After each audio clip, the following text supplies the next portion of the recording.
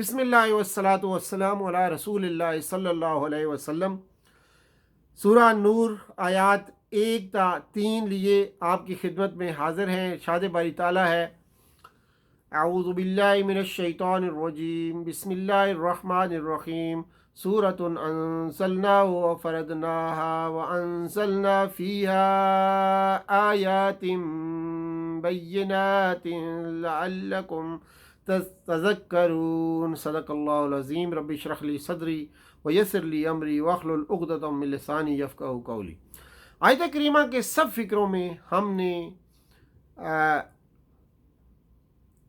بڑا زور ہے، یعنی ہمنے پر بڑا زور ہے، یعنی اس کا نازل کرنے والا کوئی اور نہیں بلکہ ہم ہیں، یہ اللہ تعالیٰ کا ارشاد ہے۔ اس لیے اسے کسی بے زور ناسے کے کلام کی طرح ایک ہلکی چیز نہ سمجھو، اور ہلکی چیز نہ سمجھ بیٹھنا۔ خوب جان لو کہ اس کا نازل کرنے والا وہ ہے جس کے قبضے میں تمہاری جانیں اور قسمتیں ہیں، اور جس کی گرفت سے تم مر کر بھی نہیں چھوٹ سکتے۔ اس لیے اسے کسی بے زور ناسخ کا کلام مت سمجھو، ہلکی چیز نہ سمجھ بیٹھنا۔ خوب جان لینا کہ اس کا نازل کرنے والا وہ ہے جس کے قبضے میں تمہاری جانیں ہیں، تمہاری قسمتیں ہیں، اور جس کی گرفت سے تم مر کر بھی نہیں چھوٹ سکتے۔ وہ فرضنا، یعنی جو باتیں اس صورت میں کہی گئی ہیں وہ محض سفرشات نہیں ہیں بلکہ قطعی احکام ہیں جن کی پیروی لازم ہے۔ اگر تم مومن ہو تو یہ تمہارے اوپر فرض کر دی گئی ہیں، یہ تمہارا فرض ہے۔ وَأَنزَلْنَا فِيهَا آیَاتٍ بَيِّنَاتٍ، اس فکرے میں بتایا گیا ہے کہ جو ہدایات اس صورت میں دی جا رہی ہیں ان میں کوئی عوام نہیں ہے، صاف صاف اور کھلی کھلی ہدایات ہیں۔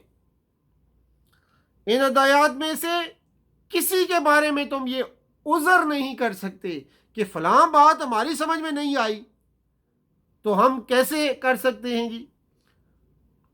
اس صورت کی تمہید کا انداز بیان خود بتا رہا ہے کہ سورہ النور کے احکام کو اللہ تعالیٰ کتنی اہمیت دے کر پیش فرما رہا ہے۔ کسی دوسری احکامی صورت کا دباچہ اتنا پرزور نہیں ہے جتنا سورہ نور کا ہے، اور اس کے احکام کو اللہ کتنی اہمیت دے کر پیش کر رہا ہے۔ آگے بات آتی ہے زنا کا عام مفہوم جس سے ہر شخص واقف ہے۔ یہ ہے کہ ایک مرد اور ایک عورت بغیر اس کے کہ ان کے درمیان جائز رشتہ زن و شور ہو مباشرت کریں۔ اس فعل کا اخلاء کا برا ہونا، اس فعل کا اخلاقاً برا ہونا یا مذہباً گناہ ہونا یا معاشرتی حیثیت سے معیوب ہونا اور قابل اعتراض ہونا ایک ایسی چیز ہے جس پر قدیم زمانے سے آج تک تمام انسانی معاشرے متفق رہے ہیں۔ اس عالمگیر اتفاق رائے کی وجہ سے انسانی فطرت خود زنا کی حرمت کا تقاضا کرتی ہے۔ نوع انسانی کا بقا اور انسانی تمدن کا قیام دونوں اسی بات پر منحصر ہے کہ عورت اور مرد محض لطف اور لذت کے لیے ملنے اور پھر الگ ہو جانے میں آزاد نہ ہوں، بلکہ ہر جوڑے کا باہمی تعلق ایک ایسے مستقل اور پائیدار عہد و وفا پر استوار ہو جو معاشرے میں معلوم و معروف بھی ہو اور جسے معاشرے کی ضمانت بھی حاصل ہو۔ اس کے بغیر انسانی نسل ایک دن کے لیے بھی نہیں چل سکتی، کیونکہ انسان کا بچہ اپنی زندگی اور اپنے انسانی نشو و نما کے لیے کئی برس کی دردمندانہ نگہداشت کا محتاج ہوتا ہے، اور تنہا عورت اس کا بار اٹھانے کے لیے کبھی تیار نہیں ہو سکتی جب تک وہ مرد اس کا ساتھ نہ دے جو اس کے بچے کے وجود میں آنے کا سبب بنا ہے۔ اس طرح اس معاہدے کے بغیر انسانی تمدن بھی برقرار نہیں رہ سکتا، کیونکہ تمدن کی تو پیدائش ہی ایک مرد اور ایک عورت کے مل کر رہنے، ایک گھر اور ایک خاندان وجود میں لانے اور پھر خاندانوں کے درمیان رشتے اور رابطے پیدا ہونے سے ہوتی ہے۔ اگر عورت اور مرد گھر اور خاندان کی تخلیق سے قطع نظر کر کے محض لطف و لذت کے لیے آزادانہ ملتے رہیں تو سارے انسان بکھر کر رہ جائیں گے، اجتماعی زندگی کی جڑ کٹ جائے گی اور وہ بنیاد ہی باقی نہ رہے گی جس پر تہذیب و تمدن کی یہ عمارت اٹھی ہے۔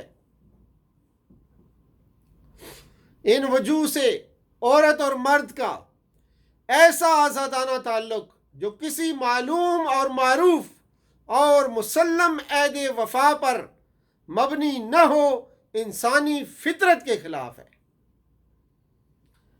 اسلامی قانون زنا کو اس نقطۂ نظر سے دیکھتا ہے کہ یہ وہ فعل ہے جس کی اگر آزادی ہو جائے تو ایک طرف نوع انسانی کی اور دوسری طرف تمدن انسانی کی جڑ کٹ جائے۔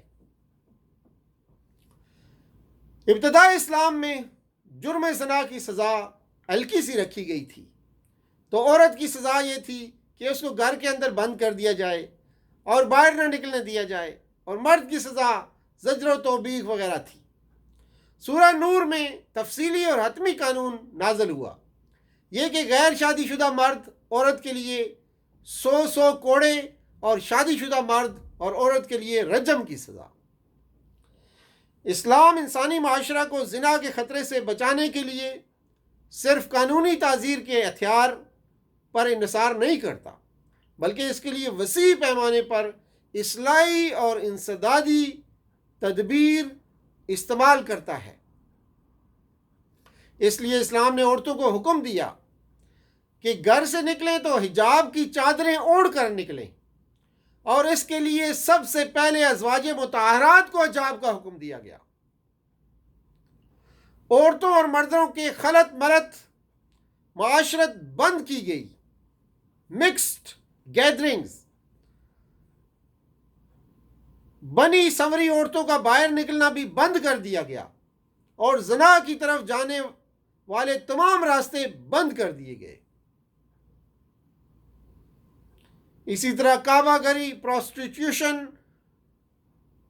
کی قانونی بندش بھی کی گئی۔ عورتوں اور مردوں پر بے ثبوت الزام لگانے اور ان کے چرچے کرنے کے لیے بھی سخت سزا مقرر کی گئی۔ پھر غض بصر کا حکم دے کر نگاہوں پر پہرے بھی بٹھائے گئے تاکہ دیدہ بازی سے حسن پرستی تک اور حسن پرستی سے عشق بازی تک نوبت ہی نہ پہنچے۔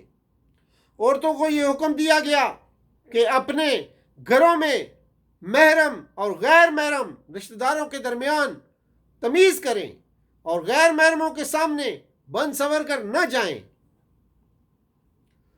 یہ سزا اس لیے ہے کہ تمام داخلی اور خارجی تدابیر اصلاح کے باوجود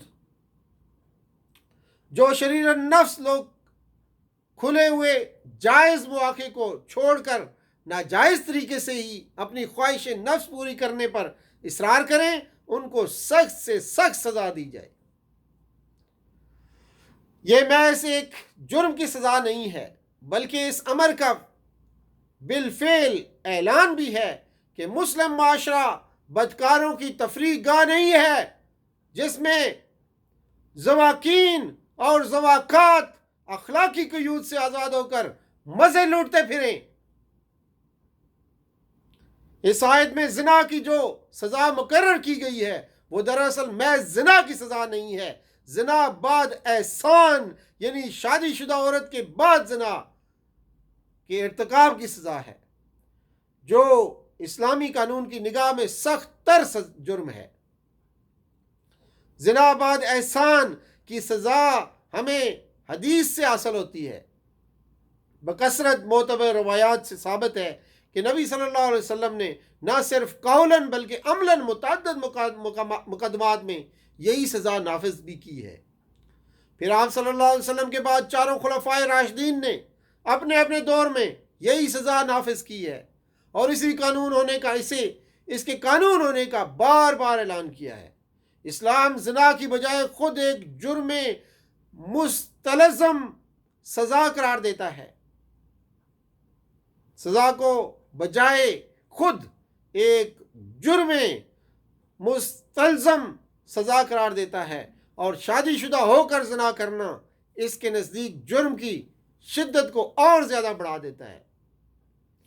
جو لوگ سزا رجم کو قرآن کے خلاف سمجھتے ہیں اور رسول اللہ صلی اللہ علیہ وسلم کو یہ حق نہیں دیتے کہ آپ صلی اللہ علیہ وسلم اللہ کے قانون کی قولی اور عملی تشریح فرما کر اس کی تنفیذ کریں، تو پھر وہ ایک سوئی یا ایک بیر کے دانے کی چوری پر بھی آدمی کو سارق قرار دیں اور پھر پکڑ کر اس کا ہاتھ شانے کے پاس سے کاٹ دیں۔ دوسری طرف لاکھوں روپے کی چوری کرنے والا بھی اگر گرفتاری کے بعد کہہ دے کہ میں نے اپنی اصلاح کر دی ہے اور اب میں چوری سے توبہ کرتا ہوں، تو آپ اس کو چھوڑ دینا چاہیے۔ اسی طرح قرآن نے صرف رضائی ماں اور بہن کی حرمت بیان کی ہے، رضائی بیٹی کی حرمت خلاف قرآن ہونی چاہیے تھی۔ قرآن صرف دو بہنوں کو جمع کرنے سے منع کرتا ہے۔ خالہ اور بانجی، پھوپھی اور بھتیجی کے جمع کرنے کو جو شخص حرام کہے، اس پر قرآن کے خلاف ہونے کا الزام لگایا جائے۔ قرآن صرف اس سوتیلی بیٹی کو حرام کرتا ہے جبکہ اس نے سوتیلے باپ کے گھر میں پرورش پائی ہو۔ مطلقاً اس کی حرمت خلاف قرآن ہونی چاہیے۔ قرآن صرف اس وقت رہن کی اجازت دیتا ہے جبکہ آدمی سفر میں ہو اور کاتب نہ ملے۔ حضر میں اور کاتب کے قابل وصول ہونے کی صورت میں رہن کا جواز قرآن کے خلاف ہونا چاہیے۔ قرآن عام لفظوں میں حکم دیتا ہے۔ اب وہ تمام خرید و فروخت ناجائز ہونی چاہیے جو رات دن ہماری دکانوں پر گواہی کے بغیر ہو رہی ہے۔ تو یہ ساری چیزیں اگر آپ حدیث سے انکار کریں گے تو حدیث قرآن کی غلام، قرآن کی خادم ہے۔ نبی اکرم صلی اللہ علیہ وسلم نے قرآن کی تفہیم کرائی ہے، اور کچھ چیزیں ہمیں حدیث سے لینی ہوں گی، تبھی جو ہے یہ دین مکمل ہوگا۔ وآخر دعوانا ان الحمدللہ رب العالمین، وصلی اللہ تعالی علی خیر خلقہ محمد وعلی آلہ واصحابہ اجمعین برحمتک یا ارحم الراحمین۔ والسلام علیکم ورحمۃ اللہ وبرکاتہ۔